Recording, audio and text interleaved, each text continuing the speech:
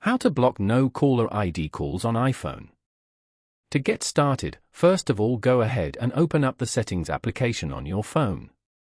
Settings allow users to customize, control, and secure your device. Once you're here, scroll down to the end and tap on Apps. You can view all your phone apps over here. Then, scroll down the main list of settings until you find and tap on the phone. Scroll down to find and tap on Silence Unknown Callers. Now, turn on the switch of Silence Unknown Callers.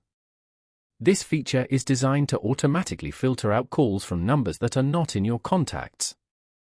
With this enabled, calls from unknown numbers will be silenced, sent directly to your voicemail.